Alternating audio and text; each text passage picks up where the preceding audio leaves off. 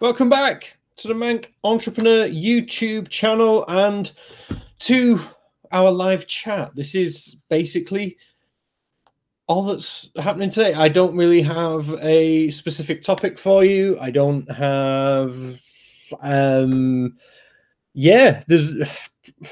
loads of things I could talk to you about, but I'm basically here.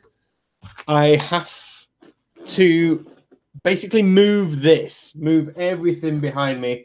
And I figured whilst doing that, whilst sat in here anyway, I may as well talk to you on a live chat. We can chat about whatever it is. You can ask me any questions that you might have, whether that be e-commerce related, business related, marketing related, email related.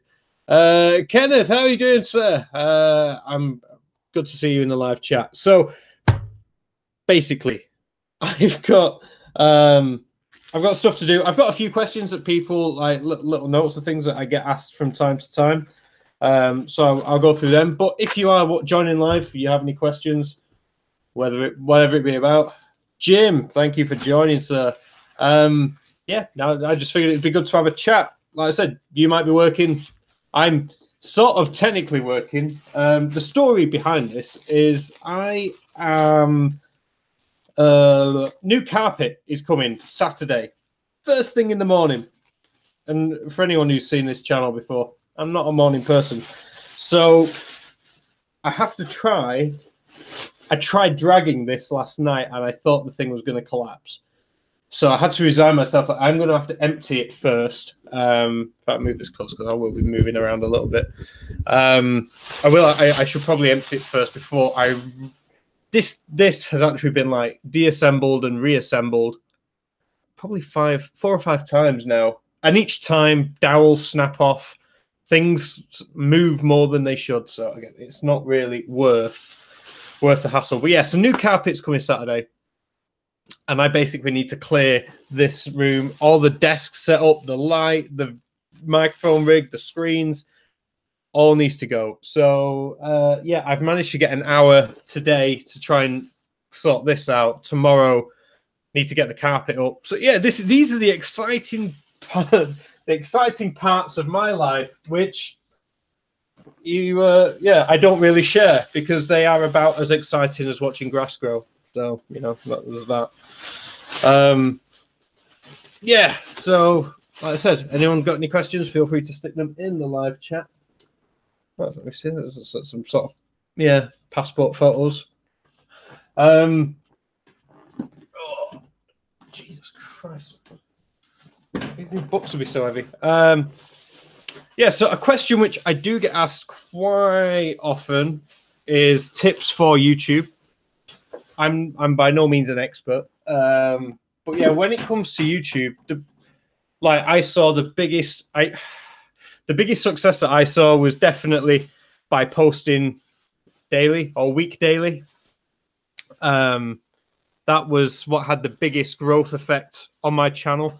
Not to begin with, and I think that's why a lot of people quit. A lot of people will post a video and then realize it gets like 3 views and 2 of them are you, and they quit, they give up. And it's just like anything in life, is that anything that's worth doing isn't easy. And that's the reality of this sort of YouTube thing, is that, I think I passed 550 the other day subscribers, which I'm quite happy with.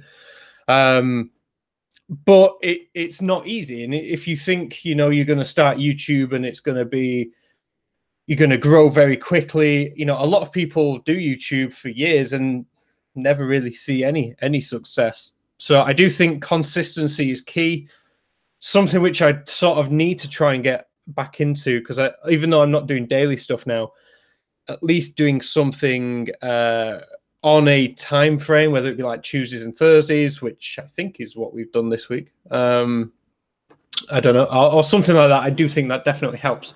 Because it gets people used to a certain time frame of posting.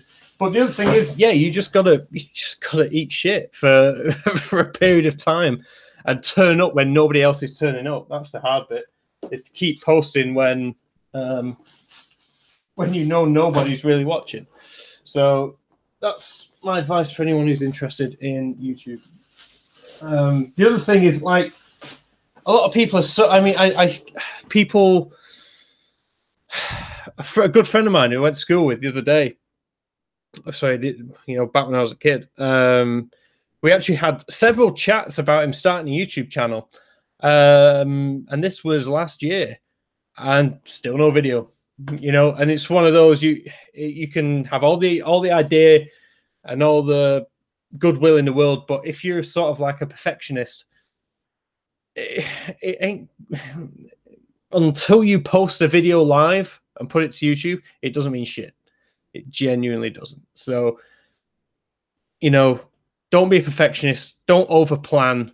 Remember, planners plan and doers do. And that's largely the difference in business as well, is that, you know, some people overthink things and never take action. Just take action. Just post your video. Even if it's shit, post it. And it probably will be shit. You know, your first videos are going to be terrible. But the good thing is, your first video, no one's ever going to really watch it. So just take action. Same with anything, with any sort of part of business, just take action. Don't overthink things. The other question that I get asked quite a lot is about eSeller Cafe, which again is one of the businesses that I help run. We only started eSeller Cafe properly last March, and yeah, this is, I just realized I'm getting so distracted by talking and not actually doing what I'm here to do. Paper, anyone? Who uses paper anymore? Yeah, so what was I talking about? eSeller Cafe. Yeah, started about a year ago. Coming up to our year's anniversary, which is it's kind of scary, really. It doesn't feel like a year. But yeah, that's another good example of taking quite a simple. This goes back to the YouTube thing. You have an idea of what you want, what it is you want to do, and you execute on it. And we could have overthought it. We could have started overthinking about, is it going to work? Is it not going to work? Blah, blah, blah.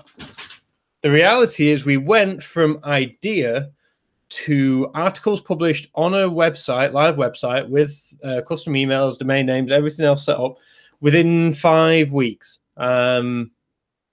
Like I said, I think we had the idea around the end of February, and the site was, no, around the middle of February, and yeah, the site was live, properly live, towards the end of March.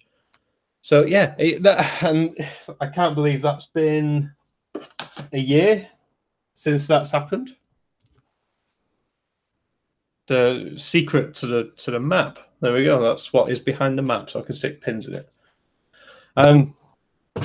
Yeah, so like I said, the secret to eSeller Cafe was literally exactly what I just told you about YouTube, is you don't overthink it, you just execute on it. This would be a cool idea, let's do it. Yeah, so for anyone who doesn't know about eSeller Cafe, it is a news website, an e-commerce news website based in, it's technically based in America. We started off as focusing eSeller Cafe's sort of news stance from the US, but it quickly sort of grew to a global website where we now cover news from all over the world. And it's what's nice now about eSeller Cafe is we've now got a member of it's not just me, Matt and Richard anymore. We now have a member of the team who joined us, so who helps out massively with creating content, which has now freed up my time to sort of try and do the commercial aspect of eSeller Cafe. But yeah, it's, you know, I think I did a video on this, how to grow a website from nothing to 20,000 views. I think that was back in November, December time. And yeah, and that's the story of eSeller Cafe. It still continues to grow, which is important. And that's now where there's value due to the audience that we have. And yeah, it's one of those things. It's I think back fondly how that one idea, it wasn't even a new idea. It was an idea that me and Matt had probably 2.5 years ago, and we just decided we couldn't do it due to timing, really, due to time sales that we had. And then, like I said, the opportunity sort of re-showed itself, and we rolled with it with the help of Richard, who's, ECOMMERCE Cafe wouldn't be nowhere near where it is today without Richard and his input. He largely looks after the main stuff going on there. So yeah, that's ECOMMERCE Cafe. That's news website and much more. It's sort of becoming a publishing platform. Like I said, every Monday we do an e-commerce news show live on YouTube. So again, go and check out ECOMMERCE Cafe's YouTube channel, hit subscribe. And every Monday at 4 p.m.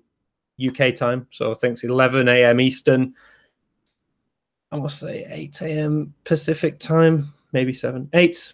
I think it's 8 a.m. Pacific time. If you're on the West Coast, yeah, we go live and we basically have a discussion about the latest news from e-commerce. And that's the thing, is like, we're not just written content. We did podcasts and video like this, and we're on Alexa, and yeah, so very exciting times with ECOMMERCE Cafe. In fact, funnily enough, I actually have a meeting this evening with a chap in Australia regarding some e-commerce event he's got coming up. So who knows? Jim, great question. If you were to start a new Magento, would you go 1.9 or 2.2? And any advice for a clothing site? Right, yeah, great question. This is one that comes up a lot. Magento 1 or Magento 2, or like I said, more specifically, Magento 1.9 or Magento 2.2. As it stands right now, I would still be on Magento 1.9, purely because I feel Magento 2, granted, it's been out now for over a year, and it's found its feet a little bit, and there's the extensions which you require it to have in order for multi-channel e-commerce. So basically M2E Pro is the main one, are now working and are now stable. But I still feel that the extensions and the themes that you have available for Magento 1.9, there's a lot more choice. Magento have come out and basically said that they have extended the life of Magento 1.9 until at least 2020. So again, that's a good 2 years for a much more stable and proven platform. I think that's the key for me. It's like Magento 2.2, yes, it's obviously had some updates and things have moved quite nicely, but there's still a big part of me, which is, if it's not broke, don't fix it. And I still don't believe there's anything really wrong with Magento 1.9. And like I said, it's still being supported. All the major extensions and plugins and themes are all still developing for, or, supporting development for 1.9. So for me, again, it's just sort of like better the devil you know. I know Magento 1.9. I'm less familiar with 2.2, and I know that Magento 1.9 can do everything that I need it to do. I know that the extensions, the plugins that I need have been tried and tested, and I know that they all work. And I feel much more secure on Magento 1.9. Like I said, it is a case of probably better the devil you know. Is Magento 2.2 ready? Yes, I think it is. And later, or basically throughout this year, myself and Matt will be sort of covering Magento 2 in probably very similar detail to what we did with Magento 1. But again, I was at a meetup last week.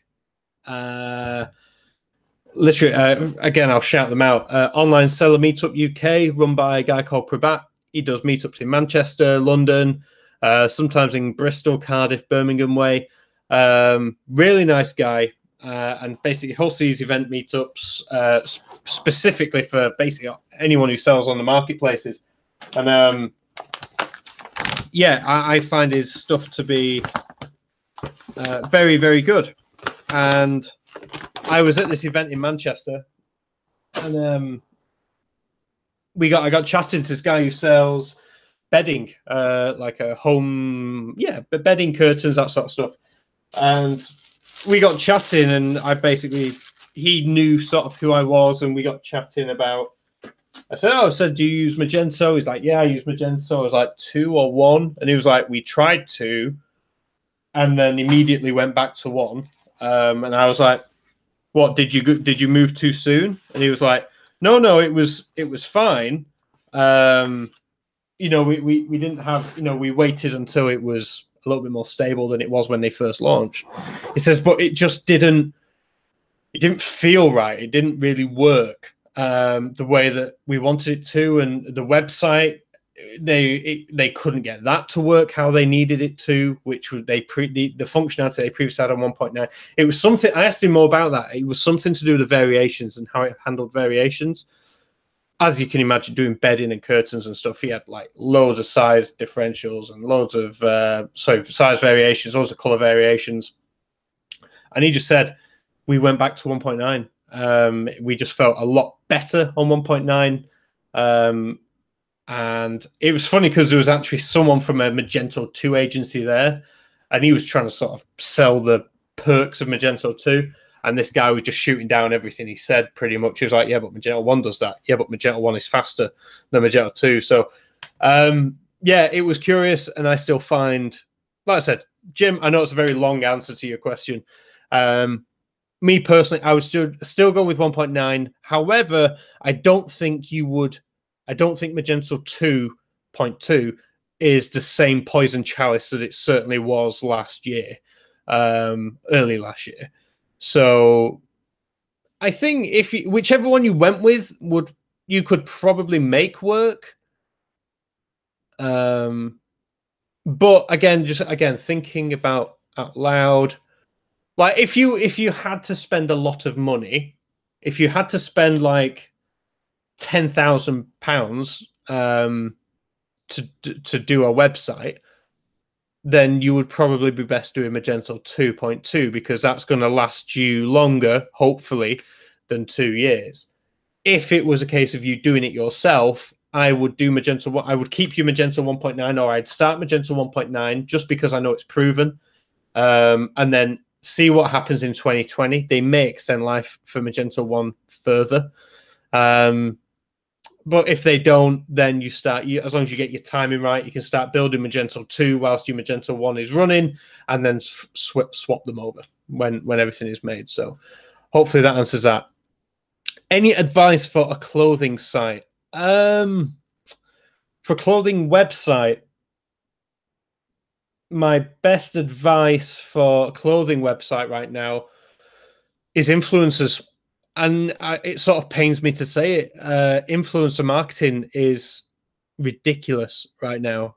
If you, again, clothing, Instagram is immediately the first thing that springs to mind. So I would do some searches on Instagram, find some people with a large following who either sort of model the sort of clothing line that you're selling. If you're selling your own brand, especially, then find someone who's into that, your style, whatever that may be. With the branded stuff, it's a little less that way. So we'll cover both. If you're selling your own brand or you're trying to build your own sort of private label brand out there, influencer marketing for sure. Get that product in front of as many people as possible. So by that, it could be YouTubers. I mean, there's a lot of fashion hauls these days which go on YouTube. But Instagram, I just see so much traction on Instagram right now. So, yeah, reach out, do some search for, find some Instagrammers with big followings who rock your sort of look, your sort of style. Reach out to them, send them a message, just say, hey, we'd love to send you some, free stuff, basically. If you, hopefully you can share it on your platform, blah blah blah. And yeah, obviously you are sort of doing a loss leader. You got to speculate to accumulate there by giving stuff away. So yeah, that'd be one angle I go down. The other one is you just need to build the website, and that just comes down to just barefaced marketing. And again, the social side of that will tie in very nicely to your website. So again, by utilizing influencers, you can get them to tag your business name, have a really nice looking website feed, and an Instagram feed. And don't just do product photos, but do lifestyle photos as well. But it's all about engagement. It's all about the conversation. That's what so many businesses get wrong right now, is they push. And I've literally just taken down the jab, right hook book. And it should be the other way. You shouldn't be pushing content. You should be engaging. You should be giving value to your audience. And the flip of that is that they will then in turn come back to you. So yeah, for your own brand stuff, definitely influencers should not be overlooked. YouTube channels, again, build your own audience, utilize your own audience. Instagram, everyone should be on Facebook these days.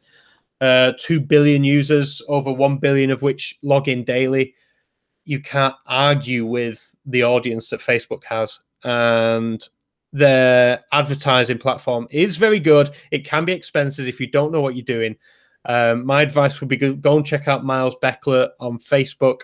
Sorry, on Facebook and YouTube. His YouTube channel is amazing. I've had him as a guest on this channel before, where we're just shooting the shit about different stuff. But his content on Facebook ads is second to none. He is like the guru when it comes to Facebook advertising. So go and check that out. If you are selling more branded stuff and you're just being I don't say drop shipper, but if you're just selling other people's brands, it's going to be, you sort of have to then sell an experience of sorts. You need to be, chances are if you're selling another brand, you're going to fit into a category of either like evening dresses, or you're going to be like sporting goods, in which case you then are sort of piggybacking on the brand of someone else. And then it largely all boils down to price at that level, because people come to you knowing what they want, and it is a case of who can sell it cheapest or who can add value. And I think that is, again, another tip which a lot of people are missing out on. And value adding is incredibly powerful. So again, by value adding, what I mean is ultimately, if you're selling leather shoes, for example, branded leather shoes, what you may want to do is sell them with, a shoe bag. Most shoes will come in boxes. Sell them with a bag, or like a soft fabric bag. Sell them with some sort of shoe care, whether that be leather cream, some sort of suede protector for water protection, anything along those lines.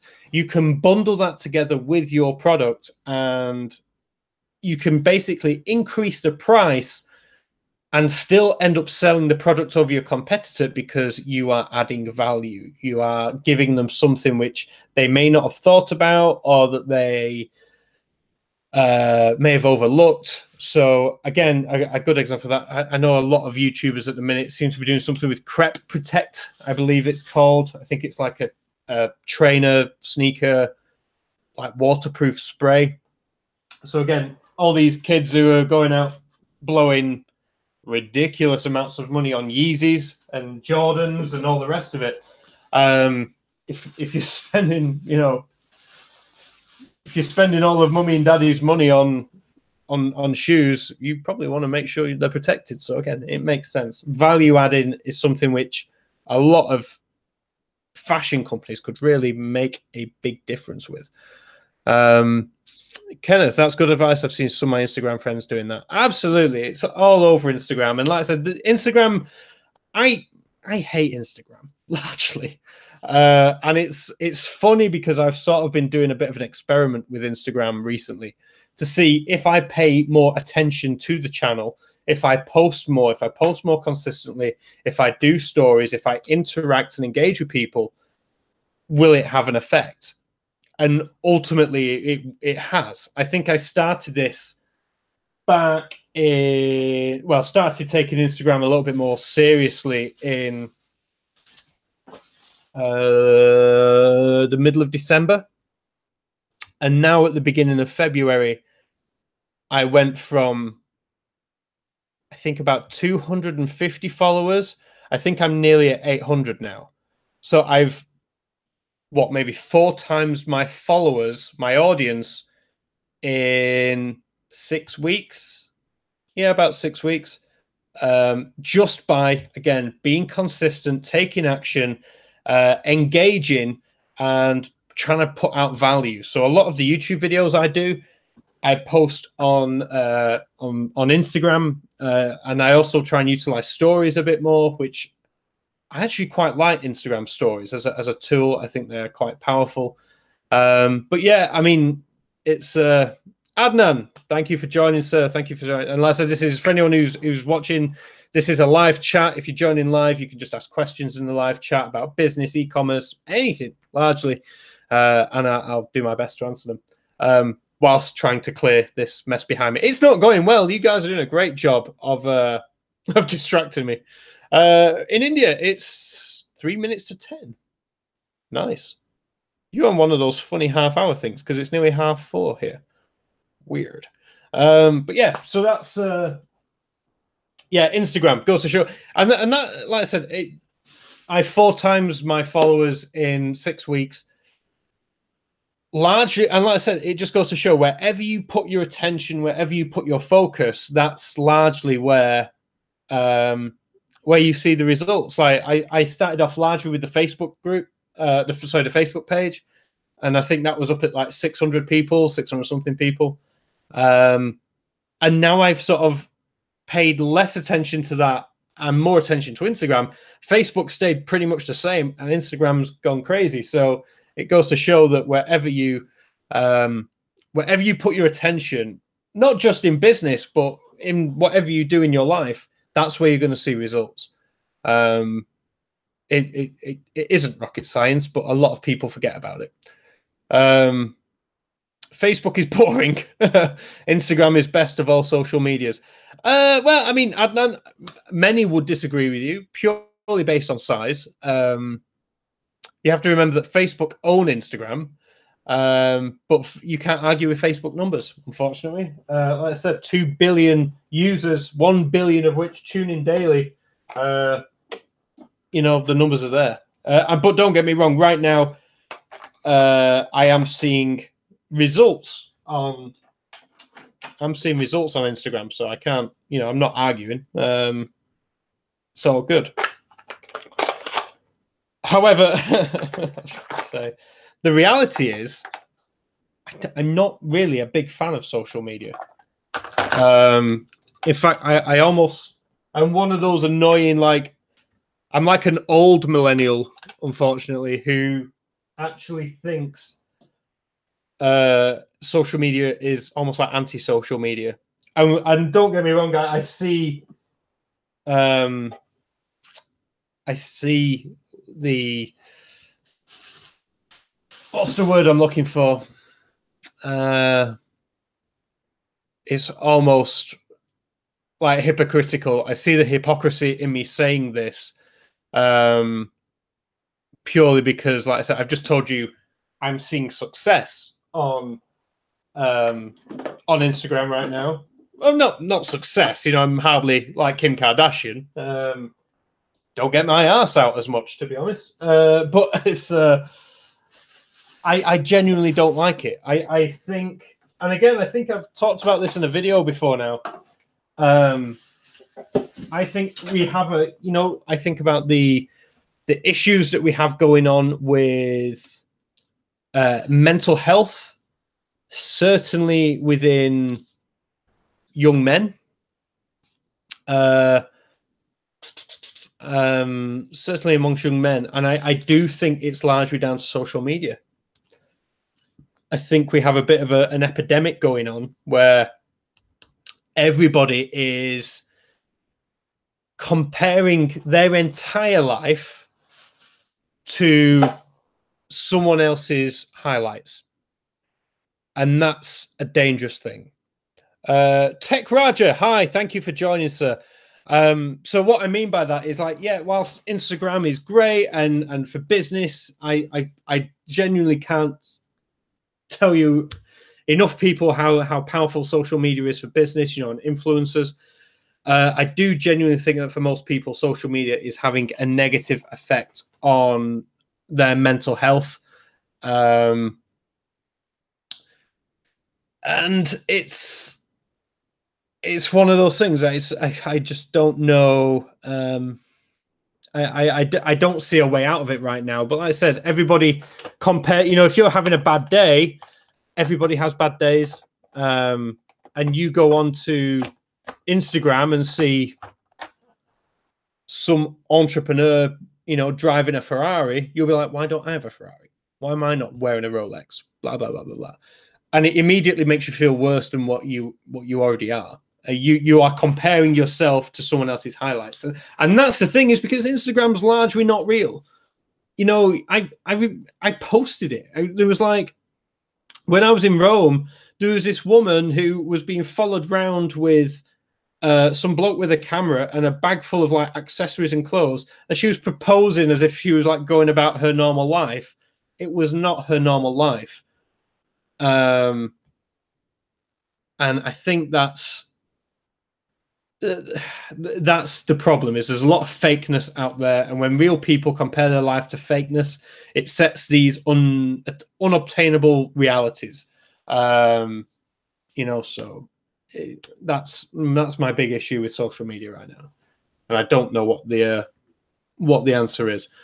For modern age, Instagram is best, but first connecting people with family and relatives, Facebook is good. Absolutely. In fact, a lot of people would say the younger generation, Snapchat is best.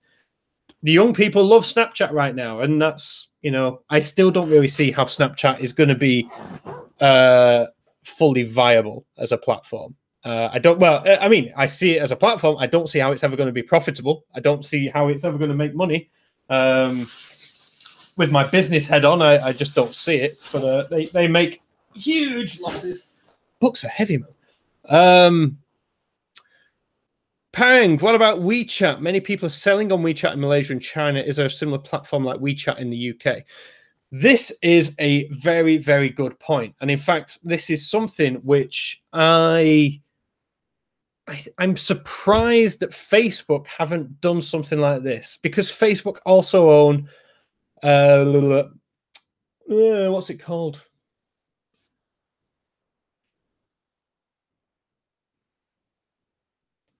WhatsApp. I totally had a brain fart there.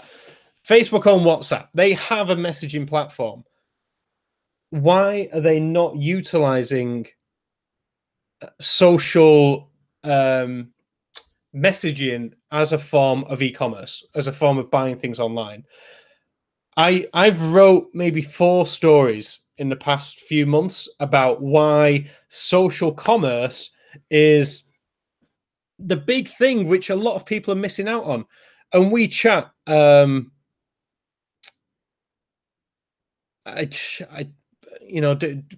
WeChat is huge.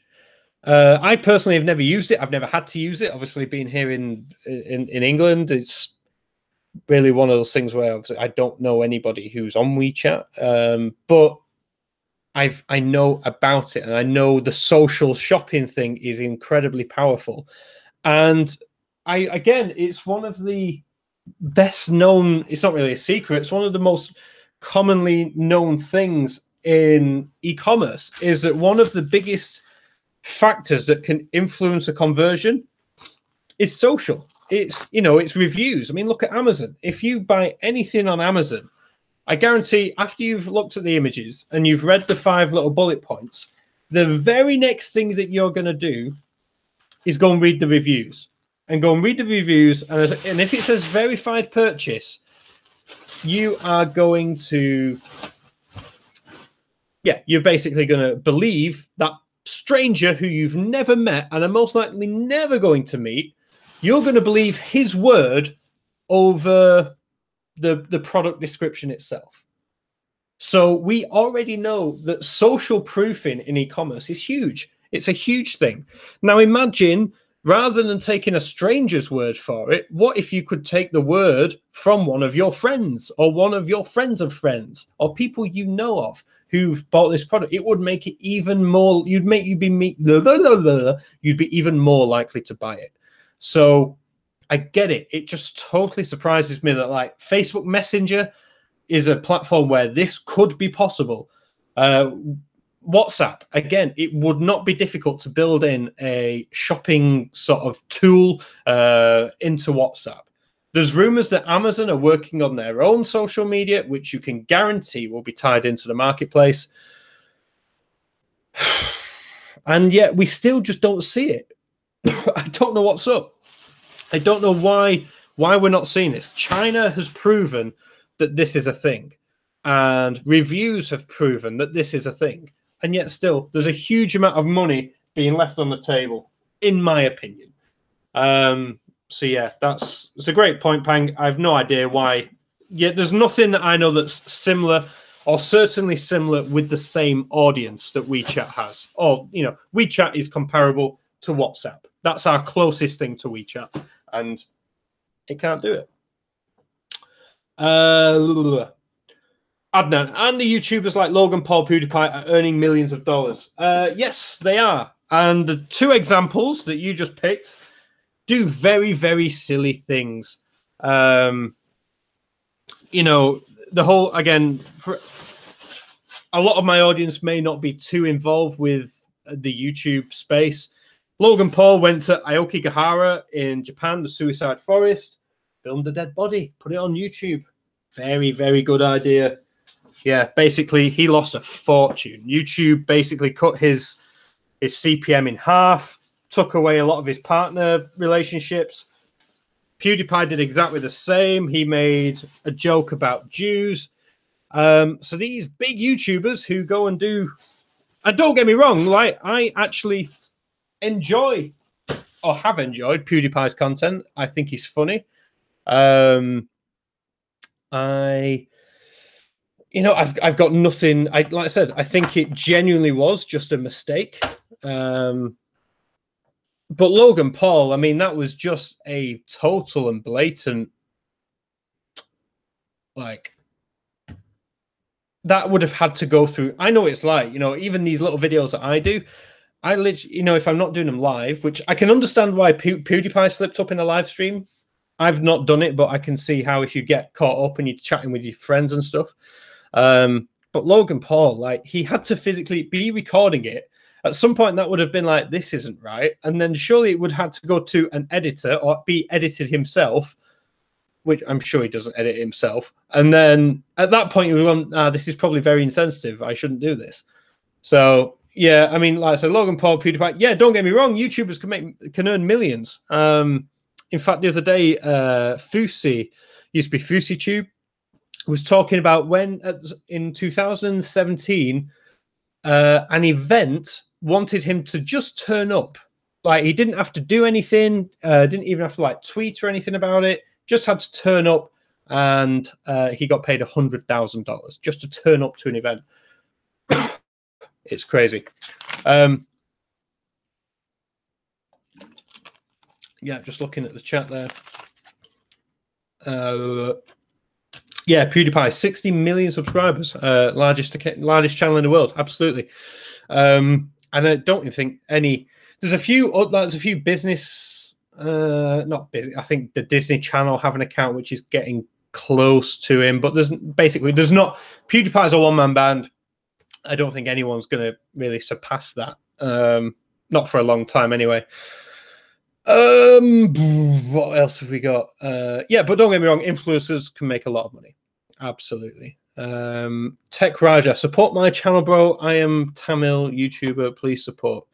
I'll check out your channel and we'll see what you're doing. Go to channel. Oh,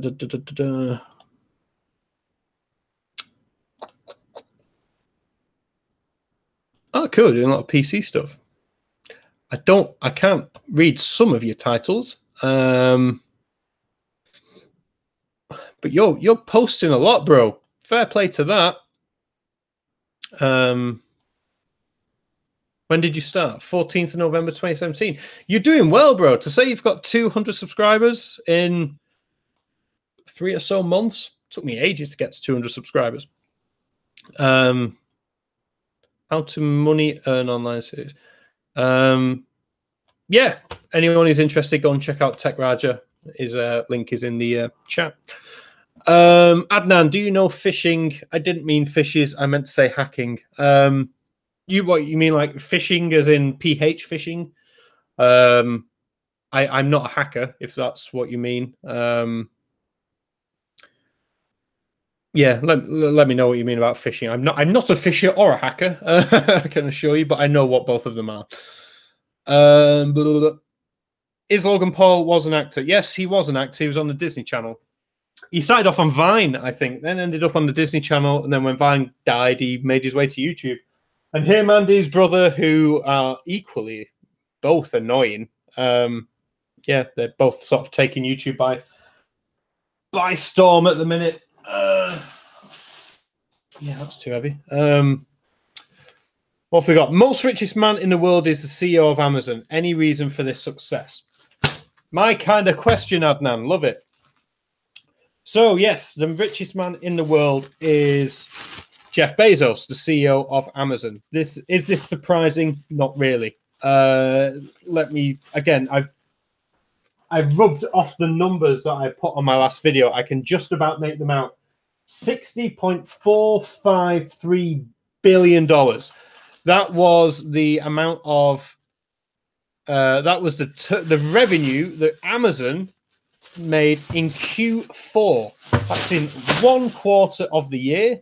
Amazon made $60 billion in turnover. eBay's was $2.6 billion, and that was 2,213% different. So Amazon is massive, and Amazon is, Jeff Bezos is the richest man in the world. He became the richest man in the world last year. He did it for the first time in the summer, and then Amazon posted a worse Q2 than their sort of investors were expecting, and the share price dropped slightly. And then they announced a huge Q3. Stock price went over $1,000 for the second time, and I believe now it's somewhere in the 1200s. And he is by far the richest man in the world right now. If his net worth isn't at 100 billion yet, it will be very soon. Is there a reason for this? Absolutely. Look at Amazon. Look at Amazon's growth. Amazon's growth is unlike anything I've ever seen. Again, in the last video that I recorded, I spoke that when I started in e-commerce, eBay was the biggest marketplace. eBay was bigger than Amazon. Now, when only about 5-6 years ago, they were roughly the same size.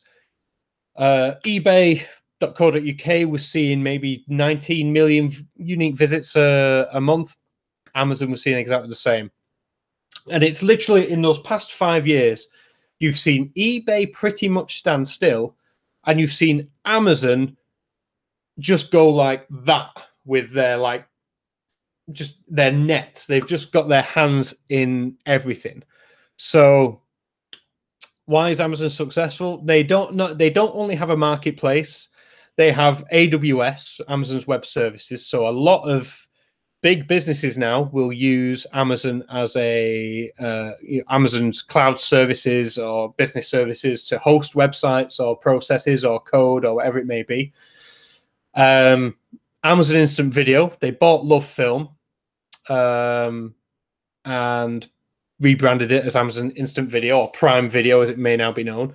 And they've started creating their own unique programs. Like I think Man in a High Castle was one, and House of Cards with Kevin Spacey. That was, although it's a remake, it was their own doing. And yeah, they bought the rights to the Grand Tour, or basically what was original Top Gear. And yeah, then there's the Prime network, the logistics. They've built warehouses. That's one thing that eBay cannot compete with them on, because eBay sellers are, by their very nature, all over the place. eBay do not sell their own stock, so they don't have any need for warehouses, whereas Amazon do. And then they realized, oh, we can sell our spare space to sellers, and that's where this Prime revolution came from. And because of that, it's you know, they've just monetized. They've monetized being able to do Amazon style logistics, and then they incentivize sending stuff to their warehouse by including you in their Prime network. They've just been very clever, and that's not even talking about their own private label businesses. Like they have Amazon Basics as a range of products. So batteries is the famous one. They basically competed with the likes of Energizer and Duracell, the two main makes of batteries, and in a side-by-side test, Amazon Basics is comparable to them, but about half the price. So they just, whatever they do, whatever they turn to, they just dominate. And obviously they're looking at drone delivery. It's one of those that they do the basics so well, but they also innovate consistently. And I think the big battle we're going to see in the next couple of years is Alibaba versus Amazon. And because Alibaba wants to come west, Amazon's already going east. There's going to be a clash somewhere over Egypt where they both have a big battle. But yeah, who really knows where that could go? But yeah, is there a reason that Jeff is the richest man in the world? Yes, because you just look at the might of Amazon, and everything that they do. And the scary thing is, in the results which I talked about in the last video, go on, check it out if you haven't seen it. I talk about how Amazon actually reported a $919 million loss on their international sales. Now, that is not surprising because you look at the US sort of region is pretty much locked down. It's been there for years. Whereas they've setting up in Australia, they're setting up in South Korea, they're setting up in Japan, they're setting up in India. All of these places are going to take investment from Amazon to build fulfillment centers, to put logistics in place, to run offices and staff and stuff from there. So right now, Amazon International was making nearly $1 billion loss. Just you wait until like Amazon Australia is up and running, Amazon India is up and running properly, Japan is up and running properly. All of a sudden, like I said, Amazon is going to rule the world. That's my prediction. Amazon is going to rule the world. Adnan, Alibaba, are you kidding me? Hell no, I'm not kidding you. If you want a fun fact about Alibaba, Amazon's biggest day last year was their Black Friday. It was only it was slightly bigger than their Prime Day, which they held in June or July, whichever one it was. And on their biggest day of the year, they reported, I think it was $5 billion worth of sales on one day. Alibaba held Singles Day in November. They did $25 billion in one day. So Alibaba, Alibaba's the one that a lot of people here in the West don't really pay much attention to. But trust me, when you think about Alibaba, AliExpress, Tmall, Taobao, they're a force to be reckoned with. And Jack Ma, who, again, the CEO of, he's basically the Jeff Bezos of Alibaba. He is another force to be reckoned with. Ooh, gone a bit blurry there. Welcome back. So I think Alibaba and Amazon is going to be very, very interesting to see how that plays out globally. Amazon's biggest invention was Kindle ebook, which it launched in November 2017. Adnan, I'd say you were nearly right. I'd say Amazon's biggest invention has been the Amazon Echo. That has revolutionized everything. And it will continue to revolutionize everything. Voice search, voice commerce, voice whatever is the future, really, of especially of e-commerce, but of everything else. So yeah, the Kindle ebook was great, and it killed pretty much things like Booker's or Barnes and Noble. You know, big traditional bookstores pretty much died largely, if the ones that didn't adapt anyway.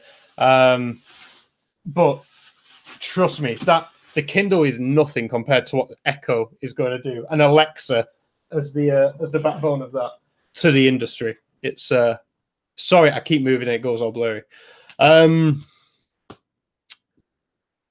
Is Google Plus worth using in business? No. Google Plus, not really as a social media. Nobody really uses it. It's worth having because it will help you rank for, again, if you've got a business in Google Maps or for your website. If you have a Google Plus page, it makes Google feel nice inside, but nobody's looking at Google Plus anymore. Pang, to some, Adnan, in what ways can you measure social return on investment? You really can't, is the brutal answer. If you look at any big business, and by big business, I mean the likes of Coca-Cola, Johnson & Johnson, you know, the big brands out there, they will throw 5 or 6 figures at a marketing budget and have no ability to track an ROI, largely because it's about awareness, and you cannot track awareness because again, another random stat that I come across quite often within e-commerce circles is it's not the first time that someone sees your brand or your business, your website, that they will purchase from you. It's usually the second or third time, especially the third time, of someone seeing your logo, seeing your website, that they will take a positive action, such as putting a product in a cart and trying to check out. Whether they check out or not is a very different thing. But so again, with your social ROI, the only real statistics you can go off is, again, depends on the platform, is your either subscribers, if you're on YouTube, your followers, if you're on Instagram. And again, you have insights into on Instagram, you have insights into your marketing. You can see how many times people have looked at your stories or have clicked like on your posts, but you've got no idea how many times people may have been to I think you can check how many times people have clicked the link in your bio, but you've got no idea what happens from there. So social ROI, it's very difficult. I would say it is largely the vanity metrics, knowing how big your audience is. You know, how many subscribers have you got? How many visitors have you got? How many, followers, likes have you got? How many engagements are you getting? That's probably the biggest indicator of giving value and how sort of vital your social efforts are. How many people are actually engaging with you? How many comments are you getting? How many likes are you getting? And I hate it. And again, I'm going into my social media rant because it shouldn't boil down to likes and all the rest of it. But the reality is that is the only real ROI you've got. That's exactly what businesses are looking for in influencers. You know, I wouldn't call I sort of am an influencer in a very niche area of e-commerce amongst e-commerce businesses. But again, it's like businesses will come to me and immediately want to know how many subscribers I've got, how big my email list is, how many, Facebook followers, how many, Instagram followers. That is the only metric they can go off. And by then they will gauge how much you are worth in order to work with.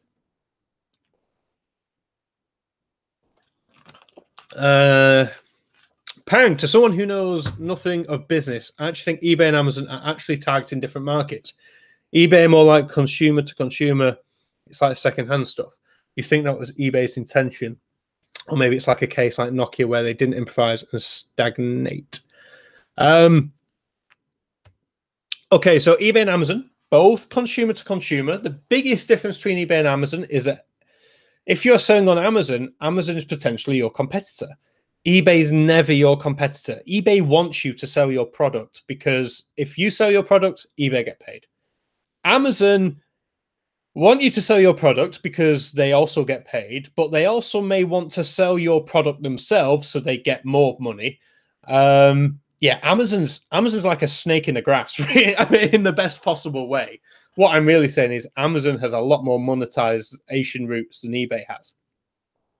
So again, you cannot store your inventory with eBay. You can with Amazon.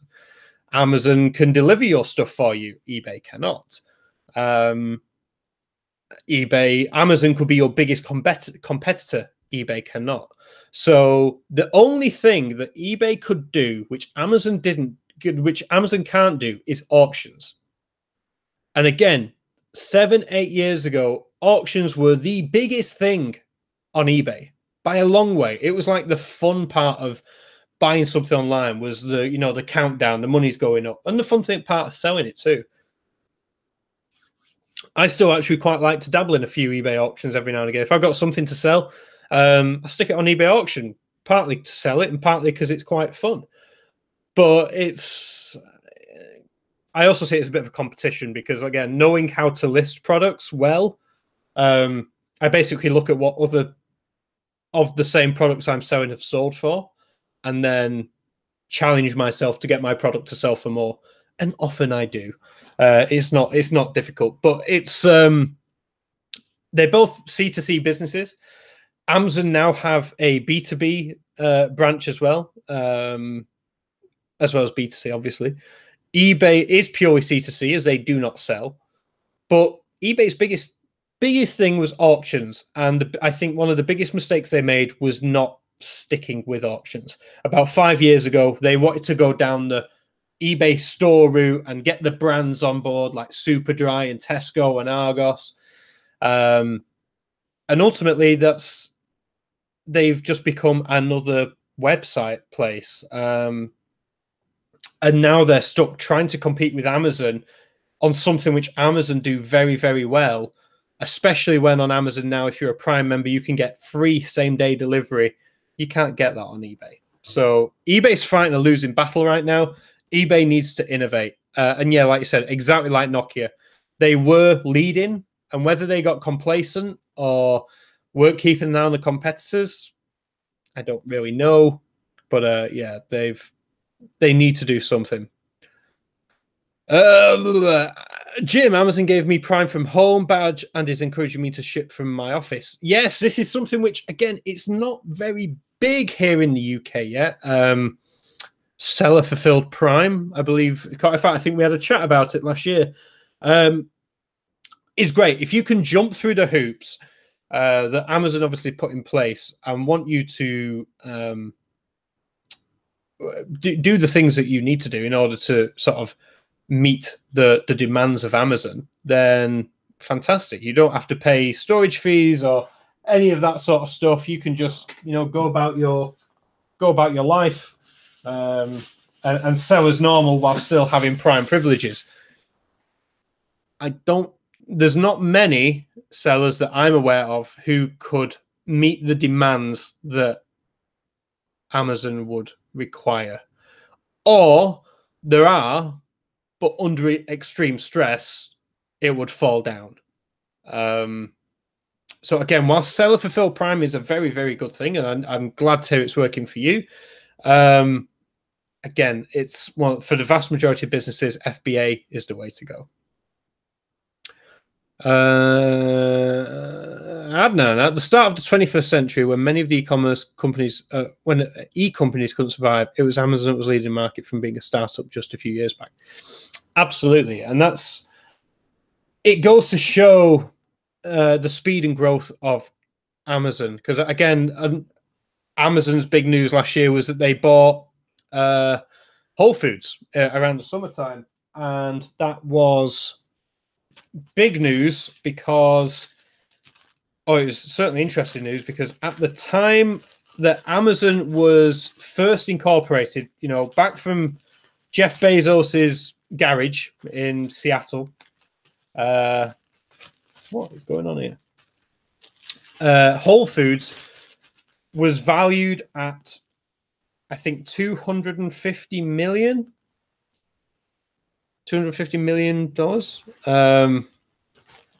Whereas, and Amazon was the startup. And then just, I think 15 years later, Amazon bought Whole Foods. So that goes to show the growth of Amazon. And I do genuinely feel that whilst we look at, when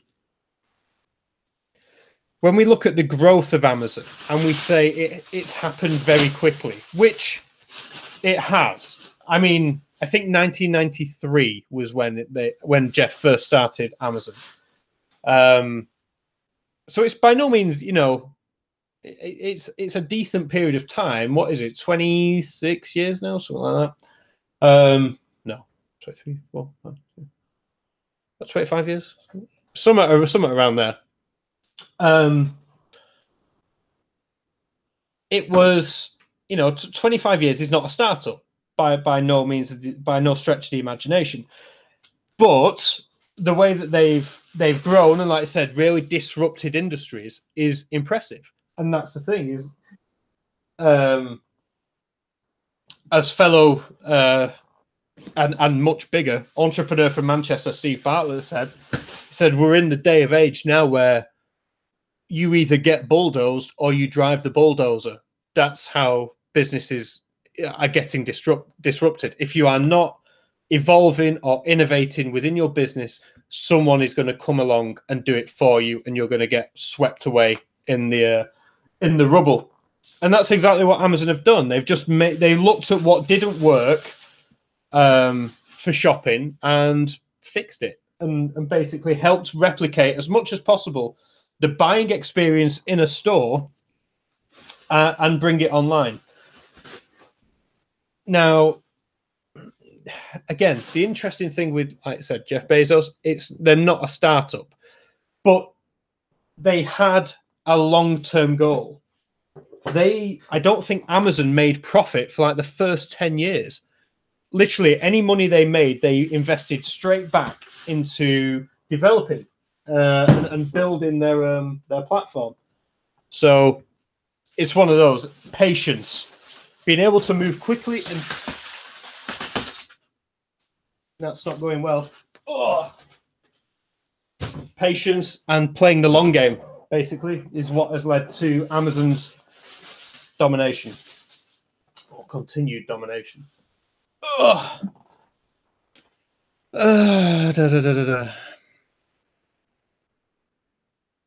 There's been a lot of discussion about the challenging work-life balance at Amazon.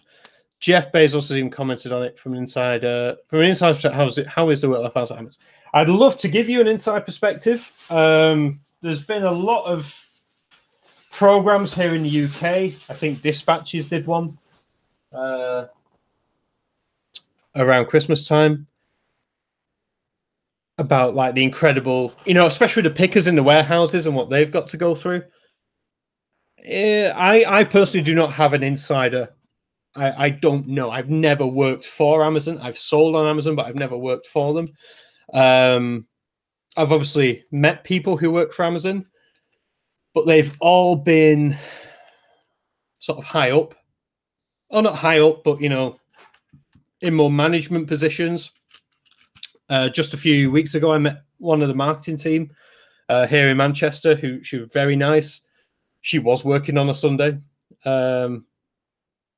So, yeah, I can't really comment. Obviously, I cannot defend what we see on hidden cameras and stuff, and reports of ambulances getting called due to people being exhausted at work.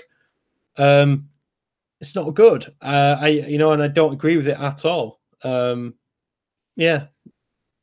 The reality is that Amazon is going to effectively remove most of its workforce. They're all going to be replaced by machines and robots. So Amazon, I'm sure, are looking at their staff going, you are the weak link in our operation, really.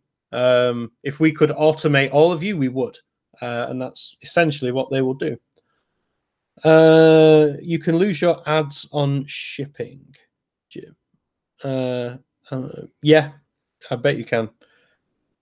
Adnan, Bill Gates is still better by his business from Jeff Bezos. Can you explain that? Can you defend that? I'd love to hear more of your thoughts on why you think that.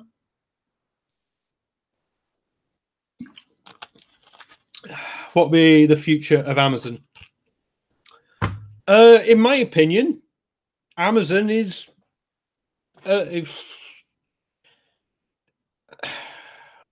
basically what Google is now of sort of website and online. Amazon is going to basically be the e-commerce Google. It's going to have their hands in everything. And yeah, I genuinely believe that. For me, my biggest prediction with Amazon is they're going to own the whole journey. So from product manufacture to product selling, they're going to have a finger in the pie of every step. So one of the patents they had recently was on-demand manufacture, for being able to, especially with apparel, to print things as and when they're in demand, to save holding stock. They already have the logistics. So, I mean, they already have warehouses out in China anyway. They have shipping containers. They have Amazon Air. They have the warehouses. They have the road delivery network. They have the website to sell it on. That is basically Amazon's thing. Is like, and the next thing they have is just to make sure they have a website in every part of the world. So the future of Amazon is just continued growth. What we currently experience here in the UK and what the USA experiences is what the rest of the world is going to experience. So South Africa, Australia, South Korea, Japan, China's the question. You know, are they going to compete with Alibaba in China? Don't really know. India, and then it's the big developing countries. So we've got the Middle East, so anywhere around Dubai, Qatar, Kuwait, Saudi, potentially. That's got a big opportunity for e-commerce because there's obviously a lot of money in that region.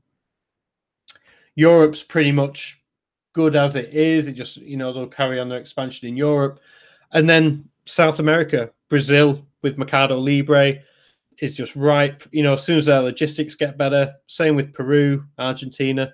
So for me, Amazon, the future of Amazon is just further growth, further expansion, and who knows what else? Voice commerce. We've already seen Alexa and Echo and what's going on there. I'm sure there'll be some future developments with that as well. Yeah, that's pretty much my guess.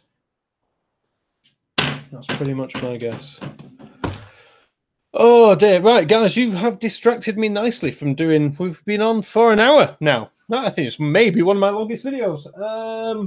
We're not doing too bad. I'm not sure I'd still trust to try and move this. Oh, some of those books were well heavy. So yeah, we may be nearly done. If anyone's got any other questions, by the way, feel free to shoot them in the chat.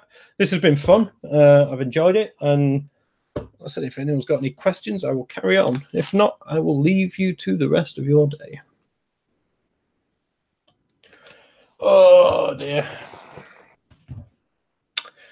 What else do I want to say? Oh, that was other thing that I wanted to talk about very briefly. There will be I think a dedicated video coming next week, maybe. This is basically what this is about. This this envelope on my desk. At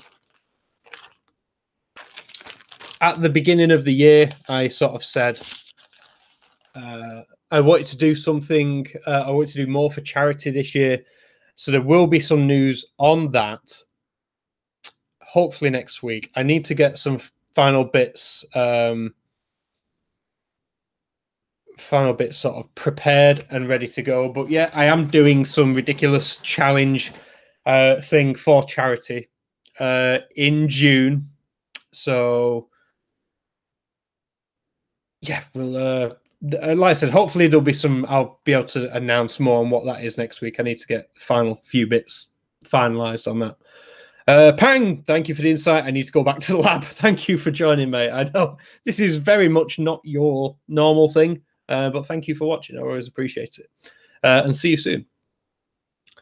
Bezos is not truly the wealthiest person ever, despite numerous reports to the contrary. As just one example, on an inflation-adjusted basis, Bill Gates has previously been worth more. Yeah, but I mean, you can, like I said, using an inflation-adjusted basis, that's not accurate, is it? Because we're working off numbers as it stands right now. Oops, my phone went over. So let's have a look.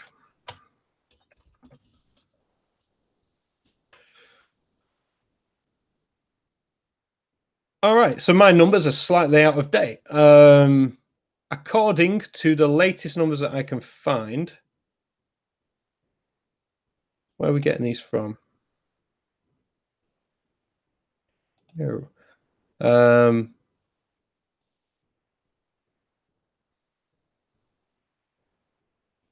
Bill Gates.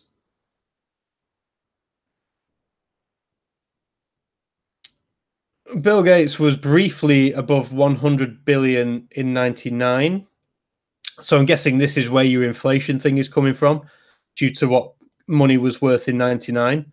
But right now, Bezos is worth 115 billion. So, I mean, you can say what you want. I would disagree with you. You could, I mean, you could say, I don't know, you could go back to like the ancient kings of Egypt and go, they were the richest people in the world. Well, yeah, they, on an inflation-adjusted basis, they probably were. But yeah, as of monetary value, as it stands, at the point of when you are able to spend it, Jeff Bezos is the richest person in the world. 115 billion. I didn't even, last time I checked, it was just under 100. So he's yeah, those Amazon stocks are doing well. Yeah, and like I said, the most Bill Gates ever got to was just over 100 billion. So 15 billion is a lot of money, a lot of difference. You know, if Jeff wants to donate one of his billions, I'd be more than happy to take it off his hands. Right, if there is no other questions, I will leave you guys to it and see how I get on moving. 1, 2, 3, 4, 5, 6, about 7 black bags full of books. And as you can see, I've still got the other half and the stuff behind this left to do. So with that said, guys, thank you so much for joining me on this chat. I do appreciate it. It's been a fun one. Thought it was you've yeah, kept me occupied today whilst I was doing something which I didn't really want to do but had to do. Again, if anyone's got any other questions about anything, let us know in the comment section down below.